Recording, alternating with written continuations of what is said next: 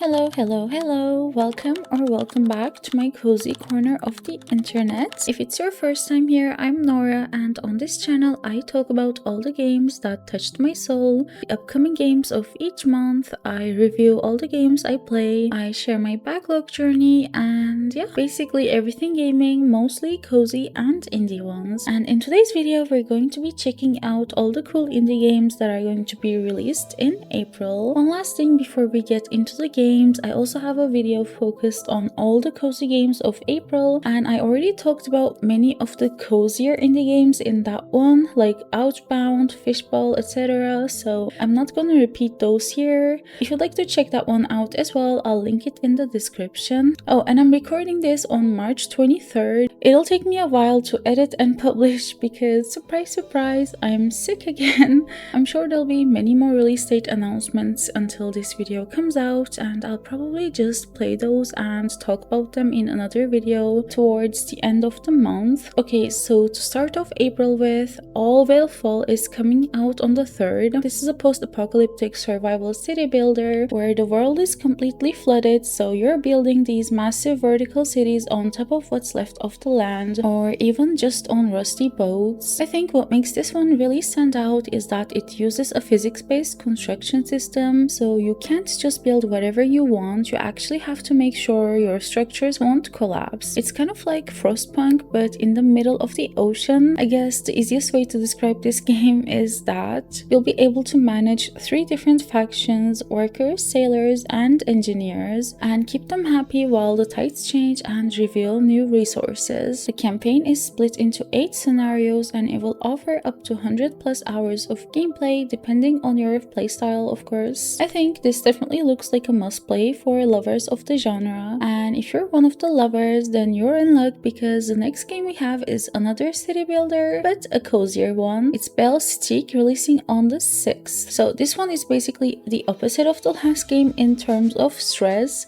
It's more of a cozy city designer that's all about relaxation and creativity. It's a really good alternative if you've enjoyed games like Tiny Glade or Townscaper. There aren't any major objectives or survival pressure, you just get to build these beautiful medieval towns. The building feels so relaxing because the houses and walls actually adapt to the terrain. For example, if you build over a river, it'll automatically create a tunnel for the water to pass through, which is just the most satisfying way to build. As someone who's not a huge fan of city builder games, I really enjoyed Tiny Glade, so I'm excited for this one as well. The art style looks great. I watched some gameplay from the demo, and it's just so peaceful to watch the animals and villagers slowly move into the spaces you created. So if you're looking for a game where you can just sit back and make something pretty without worrying about managing resources, this is the one to go with. Then Spark in the Dark is releasing to early access on April 7th. This is a hardcore dark fantasy dungeon crawler from Stellarfish, and I swear I remember seeing this game like 5 years ago and thinking how cool it looked, and then I've never seen it again until now. Turns out it's still not released. So this is an isometric action RPG where you're exploring these really grim randomly generated dungeons. There are 5 different classes you can play, like the thief, the hunter, or the blacksmith, and each one has their own unique skills and a completely different feeling to play with. This game looks like a top-down Dark Souls, which I think is so cool. The game is very dark, and that's actually used as a big gameplay mechanic in the game. You have to manage your light sources because staying in the dark for too long can actually curse you. There's also this cool system where when you die, you might wake up in a monster's lair with injuries instead of just getting a game over screen. It's now been in development for quite a while, and the devs have been really consistent with updates, so I'm super excited to finally see the full version. I mean, not full, like I said, it's coming to early access, but you get what I mean. It's definitely the perfect pick for those of you who want a bit more of a challenge and love that dark fantasy setting. Next up is Samson, releasing on the 8th of April. Even though this looks like a massive blockbuster, it's actually a AA project from a studio called Liquid Swords, which was founded by Christopher Sundberg, the same person who created the Just Cause franchise. He brought over a bunch of veterans who worked on Mad Max and Battlefield, and you can really see that experience in the gameplay. So this is a gritty action adventure where you play as Samson McRae, a guy who's absolutely drowning in debts that actually increases by the hour with interest. You have to earn money somehow, and there's a limited amount of action points to use every day, so you're forced to choose between missions just to keep your head above water. It has a really stressful, consequence-heavy feeling. I don't know if the game will actually make us feel like our choices matter, but I hope it does. The combat is super visceral and grounded, clearly taking some notes from the brawling in Mad Max. There's also a big focus on your vehicle, which you have to maintain and upgrade throughout the game. It seems like it'll be a much more focused experience than the typical 80-90 hour open world games, with the main story taking about 10 to 12 hours. And even though it looks insanely good and feels like a much bigger game, it's actually priced like an indie game at only $25, which I think is really great. If you've been missing those high quality action games you are getting back in 2015s that don't waste your time with the same filler side quests over and over again, this is definitely one to keep an eye on. I just hope it launches without too many problems, because it just looks a bit too ambitious for a small studio, and at this price point it feels like it's too good to be true, but I have high hopes. Also releasing on April 8th is one of the most anticipated indies of the month for so many people. It's Lay of the Land. This game looks like if you merge Teardown, Vintage Story and Hightail all into one game. It actually looks insane. This is one of the genres that I personally almost never play, but I can't imagine how exciting this game must be for fans of the genre. The building system looks super precise and intuitive, and I love that it encourages you to actually interact with the environment instead of just placing blocks on top of it. It has a very distinct art style that's quite charming and makes it feel a bit more lighthearted even when things get tough. If you like the creative freedom of Minecraft but want something with a bit more of a structured survival focus and a unique look, this is the perfect pick. Next up is another April 8th release. This is a supernatural horror game called The Occultist, and the character we're playing as is voiced by the Geralt of Rivia. We play as Alan Rebels, a paranormal investigator who's basically a professional at talking to the dead. There's a mystic pendulum that you can use to find clues and even manipulate the environment. You won't be doing any fighting though. The game is very much about stealth and avoiding direct combat, so we have to solve puzzles while staying hidden from the terrifying things on the island. As much as I'd love to play this, I think it'll be way too scary for me. I couldn't even get through watching the first season of Supernatural, but if you like slow burn psychological horror games that do way more than just throwing jump scares in your face, this might be your thing. Then we have Never Ending Beyond on the 14th. This one is a really unique mix. It's a roguelike creature collector where you basically pet animals to gain their abilities. You're going up against waves of rogue androids, so you have to figure out which combination of animals works best for your playstyle. It's developed by One More Dream Studios, and it has this really colorful, almost arcadey look to it that feels like it'll be perfect for quick sessions. Then on April 14, Replaced is finally coming out. This is a 2.5D action-adventure platformer game with a really interesting looking story set in a cyberpunk 80s. I instantly fell in love with this game the moment I saw it at E3 2021. It was planned to release in 2022, but I believe some of the developers were from Ukraine and they had to relocate, so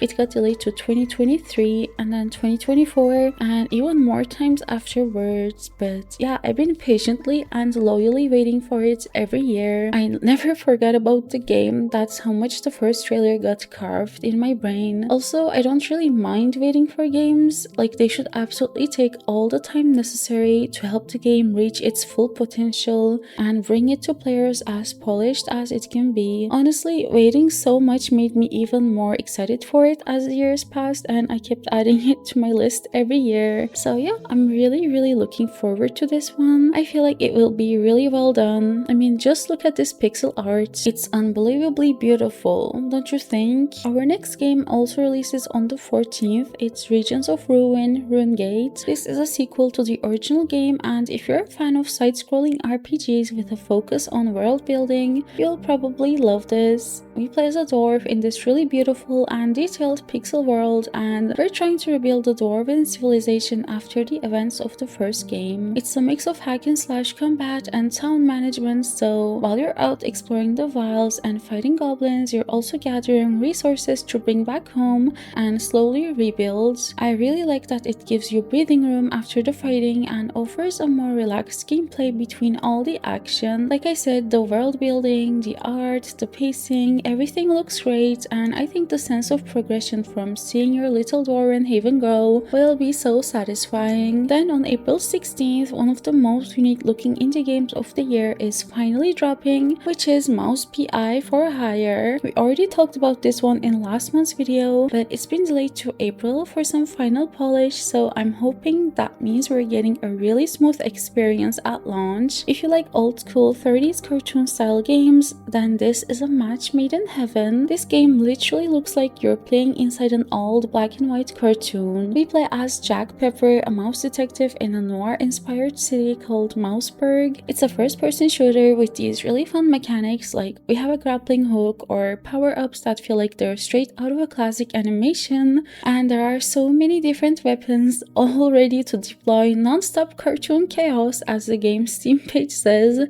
which made me laugh. The game is very clear on what it wants to offer to the players. There's also an original jazz soundtrack that I can't wait to hear. I think it's one of the coolest looking games of April and probably going to be a massive hit this month. Another game releasing on the 16th is Smash It Wild, which is a tactical volleyball roguelike, a concept I've never heard of before. This one is coming from Goblin Studio, and it is such a weird, creative mashup. It's a turn-based game where volleyball meets dodgeball in a universe filled with all kinds of different animals. Instead of just hitting a ball back and forth, you're using tactical grid-based movement to set up combos and synergies with your team, and since it's a roguelike, every match counts, and if you lose even one match in the tournament, you have to start it all over again. You can upgrade your players and equip them with special items to bring them to victory. I think the idea of making a sports game as a turn-based roguelike is so clever and refreshing. It definitely feels like the kind of game you can play for hours without even realizing the time passed by while you're trying to build the perfect team. After that, on April 22nd, Masters of Albion comes out. In this game, you basically play as God. This is Peter Molyneux's final project. He's the creator behind games like Fable and Black and White, and actually this game feels like a mix of both of those games with a dash of Dungeon Keeper. I know many people grew up with these games, so this is just such a huge nostalgia trip. This one looks really interesting because you aren't just a hero on the ground, you're literally a giant disembodied god hand controlling the town and its citizens. The gameplay has a nice split between day and night. During the day, it plays like a cozy and creative city builder where you can design your town right down to the layout of the streets, interact with NPCs, paint and decorate, or customize your workers, and everything you build just snaps together instantly like Legos, which is so satisfying. But once the sun goes down, it turns into something almost like a survival tower defense game where you have to defend your towns and villagers from waves of monsters, and you can use your god hand to chuck boulders and lightning at enemies, or you can possess any creature in the game to fight in third person. And yes, that includes the chickens. It looks like a chaotic, ambitious mix of everything that made his classic games so fun to play. I just hope it wasn't too ambitious and plays nicely. The next game I want to talk about is Dreamcore Rabbit Hole, which is dropping on April 24th. If you're into that eerie liminal space aesthetic, you're going to love the look of this. It's a walking simulator where you wander through these massive empty environments that feel weirdly familiar, like a half-forgotten dream from when you were a kid. The whole game looks like found footage, which adds a lot to the unsettling feeling. You'll be exploring places like indoor pools and empty malls that are inspired by that ideal America look from the 80s. There's a story mode where you're trying to find a way back to reality, but the developer Ankoku also included a relaxed mode for people who just want to roam around without any goals. It's definitely more on the slower side and focuses more on the vibes, so if you're into things where nothing happens except cool vibes, this might be something you want to check out.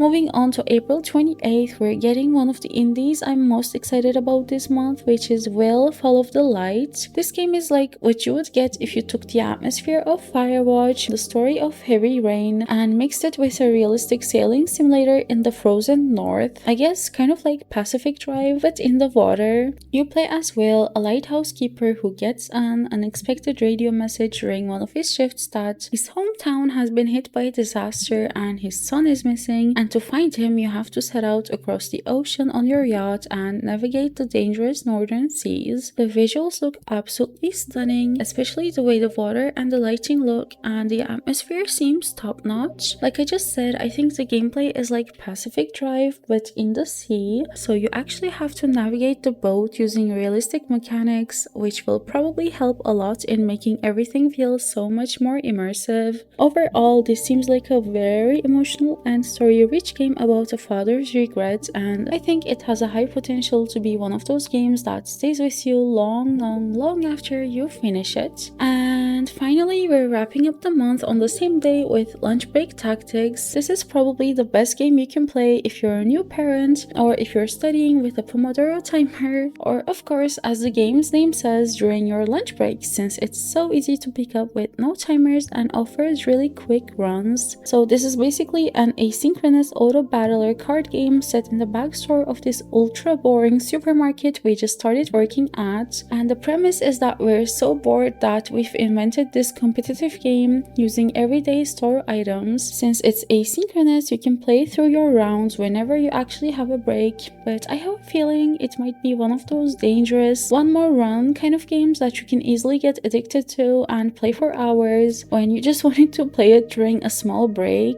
And yeah, those are the indie games that I think might be worth your time this month. Like I said though, I'm recording this on the 23rd, so there definitely will be more release date announcements for other amazing games. If something really catches my eye, I'll definitely try to play it and talk about it in one of my monthly wrap-up videos. If you'd like to hear about even more indie games that are on the cozier side, you can check out the last video on my channel where I talk about 20 plus other games releasing this month. Also, I'd love to know which April indie release you're most excited about and why. And yeah, thank you so much for watching this far. I hope the video was helpful. I'll see you really soon with a new video. Until then, stay cozy and bye bye!